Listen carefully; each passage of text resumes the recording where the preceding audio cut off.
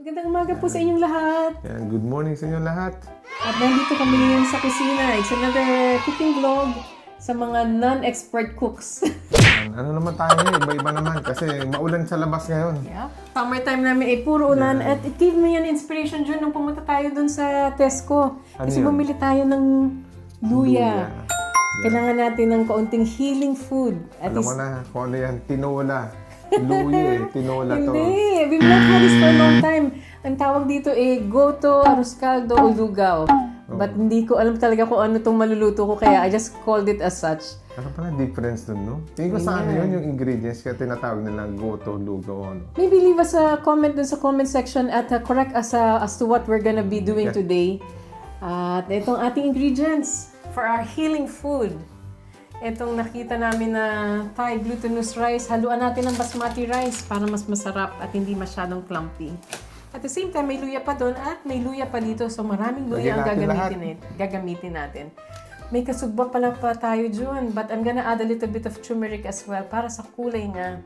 At yan na, lahat ng ingredients. At the same time, ang pampalasa natin sa kanya, itong Chicken wings. wings. A little bit of that. Pero haluan din natin ng Toko at baboy. toko at baboy. Talagang, ano na ito, overload. Gusto ko ano yung baboy crispy. Yes, I'll make it as such. But June, what I wanted to share to you is that pag gusto ko ng goat o lugaw o rascaldo, gusto ko yung parang fried chicken yung sa taas. Fried chicken. Pwede ba yun? Kaya gagawin ko ng twist. Come with me, I'll show you on how I'm gonna be preparing this. June will help me out sa pag-slice. Kanya-kanyang ano yan kanya-kanyang lugaw yan. Huli ka na. At simulan mo na to. At after namin pakita ang mga ingredients sa inyo, ito na naman papakita ulit namin sa inyo. Talaga lang, pampahaba lang to ng vlog. Ito ang mga not so secret ingredients. Naku, walang-wala to sa mga lagi naglulugaw dyan. Simpleng-simple lang naman ang mga ingredients nitong lugaw. Napakadaling lutuin. At ito na, pakita ko na sa inyo, hugasan ko ang manok. Depende yan sa inyo kung gusto nyo hugasan o hindi. Pero ito, asinan muna natin ang ating baboy.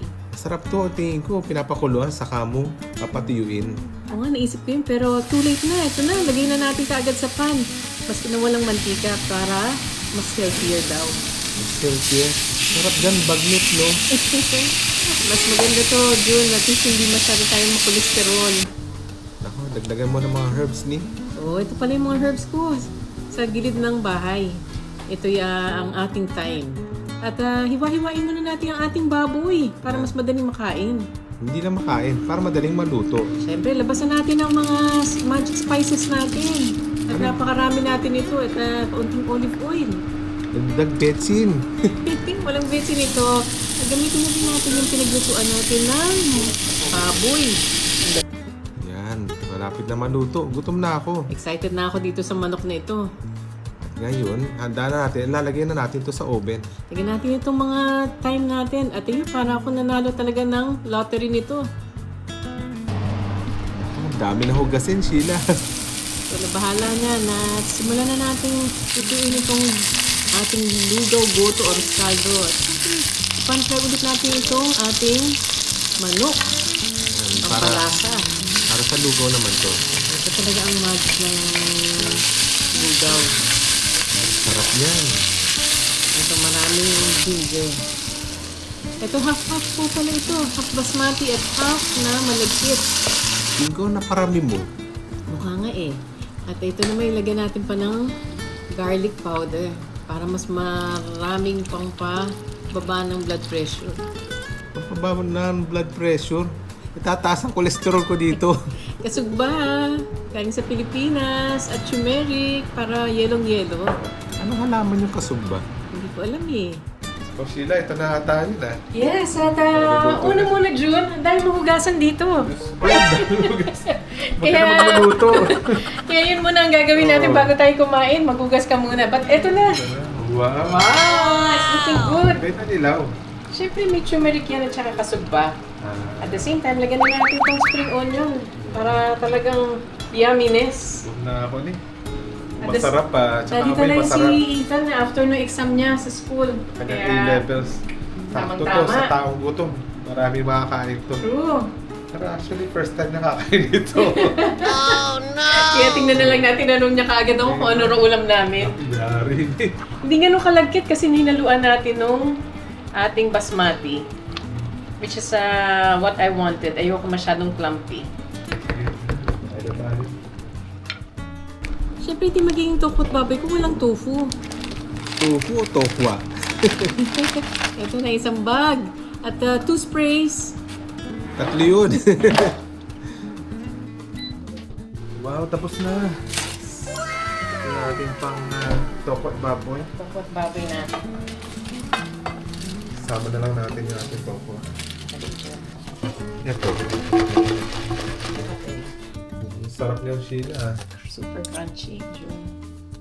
Yung maganda nito, hindi na tayong nag-fuss about dun sa mantika. Oo, yun yan eh. Kasi naka-air fryer naman. At saka, pre-cook na talaga siya. Pre-cook na at para siyang hindi mo na kailangan chicharon eh. No, man. Tingnan mo, pakinggan nga. Oh, sarap. Tsaka may masarap akong sausawan na ginawa ito, Jun. Ano ba mga sarap ng sausawan? Ano yun, Suka. na suka, na may toyo, may a little bit of sugar, tapos may pan-fry ko yung onion, garlic, at saka ginger. Iba naman, ginagamit dito, patis, no? Patis, sili, tsaka ano. Ay, iba naman talaga, for proper sisig, kailangan mo ng mayonesa. Pwede rin doon Pero sisig, diba? ayaw na natin kasi lalagay natin sa tofu. Sa ano natin, lugaw. Ganda nito Lugaw, eh. goto, arroz caldo. Binili natin tofu na to. Ganda, no? Kasi pre-cook na siya. So, mabilis mo na lang siya lulutuin.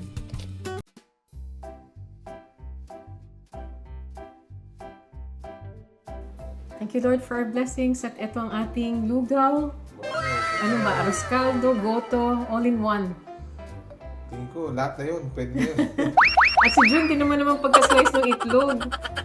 Sarap niya, no? Chunky. Ano yung tofu at baboy natin? Ito pa pala yung sauce na sinasabi ko sa inyo. Suka, toyo, at kaunting asukal. At the same time, pinan-fry ko muna ang garlic, onion, at saka yung luya. Sarap niya. Para tayong nasa karinderya lang. Oh, lalagyan natin ng kaunting sili. Pwede bang walang sili? Yan na. Halika. Simulan na natin ito. At ito naman kay Ethan, fried chicken. At first time ni Ethan ito, ano kumain? Yes, I don't think he's had this before. Sige, sa Philippines, umuwi tayo, hindi siya nag-try nito. Ako, lagi ako nag-order nito sa Philippines. Kami nila April, non-stop kami kumain Oo, ito. to. But let me serve June first para magkaroon tayo ng kaunting ano kung papaano natin sa serve ito.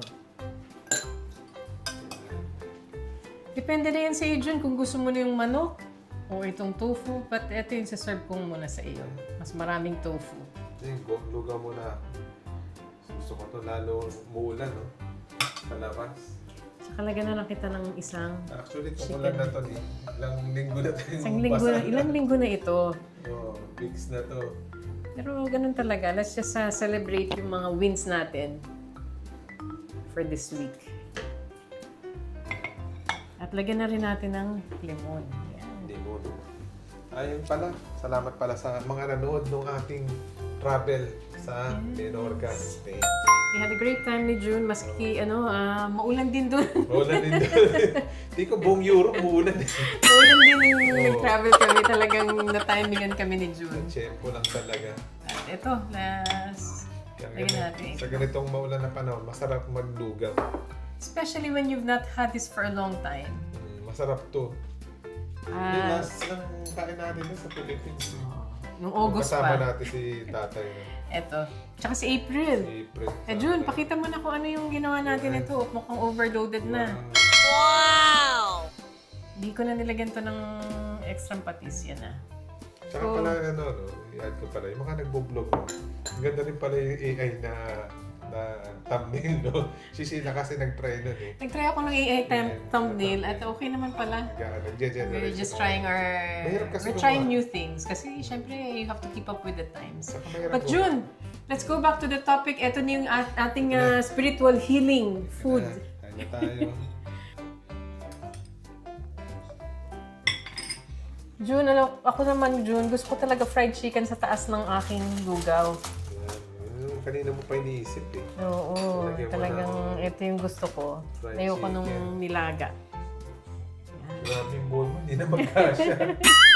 Yan. Talagang overload. Yan. John, hindi pa kompleto ito kasi wala ka pang sili. Naku, di mangang na yan, oh. Hindi. Magka-almoranas ako nito. Kailangan may sili yan para talagang uragon ka. Yan, tatry ko na tong lugaw. Yumminess! Sabi ko nga kay June, this one is a spiritual healing. Lalo sa mga karinderya. Spiritual healing ba or tummy healing? Yung mga nagtitipid dyan, yung mga nasa universidad sa, June, sa recto. aside from that, may iba-ibang klaseng presyo ng lugaw. Sarap. Di ba nung pumunta tayo dun sa airport, magkano ang lugaw doon? Yung kami kay 600? Mang Tunying. 800. 300 ata yun, isang lugaw. Matandaan. Anyway, masarap naman. Hindi, maliit pa siya dito, mga half lang ata yun. Pero masarap naman. Masarap yung lugaw. Talagang maano talaga sa tiyan yung init ng lugaw. Ang natatandaan ko sa pagkain ng mga ganito, yung after ka mag-night out sa Jalu, ano ba Quezon Avenue? Yun, nag-advert pa ako. Jalu pa nun dati, tapos sa iyo yata, sa time mo, Ozone. Ozone. Mm. Yung sa ano, no? Yung Goto King. After ng night out nyo. Hindi ko alam, buhay pa ang Goto King, di ba? Hindi ko alam. Oh, buhay pa yata eh. Buhay pa ang Goto King. But yeah, let's try this one. Naparami ko yata yung sili. Lalo yung ginger niya, no? Yung parang mga na sensation, no? Sarap. Parang overload tong aking lugaw niya. Ang ano naman nito, June? Natutuyuan na kaagad. Natutuyan. Kailangan mo na kaagad Hindi lagyan ng... na-absorb nung kanin eh. Ano, sarap. Itong pagkain na to, tatagal sa atin ng mga 3 weeks. Buhay ka naman. 2 days lang to. Ano may mga fun memories nyo of having goto? Goto with after a night out, at saka pag after the exams, no? Hindi, ang Sa fun school, memory ko sa karinderya. after work, diretso ako ng SM. Bumibili ako ng goto.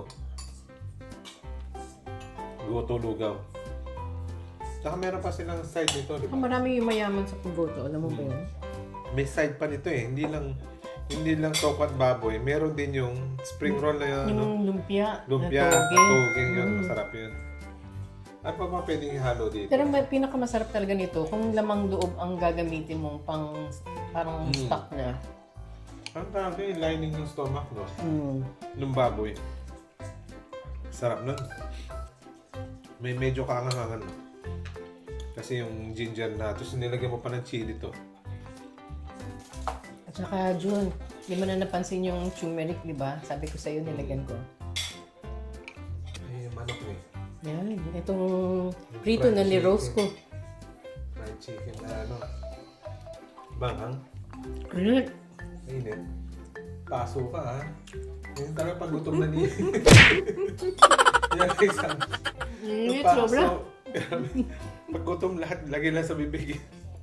Ayun, maraming salamat sa panonood. Sana na-enjoy niyo yung ating pagluto ng lugaw. Lugaw, goto, O arroz caldo. arroz caldo. Whatever it is. Pero we're enjoying this. Tsaka mag-add pala kayo, lagay niyo sa comment kung ano pa yung pwede natin ilagay sa yung mga side dish, no? Hindi lang yung toko at baboy. But this was the easiest kasi hindi na namin kailangan iprito. Actually, nowadays, hindi na ako masyadong nagpiprito. Bihira ang prito. Bihira Air fryer. talagang nilalagay ko sa oven. Sinisier ko lang yung ating baboy o kaya yung chicken at nilalagay ko na sa oven. Ayun. Maraming salamat sa panonood. Hanggang sa muli. Bye-bye. God bless. Bye! Naubos na ni. Harap.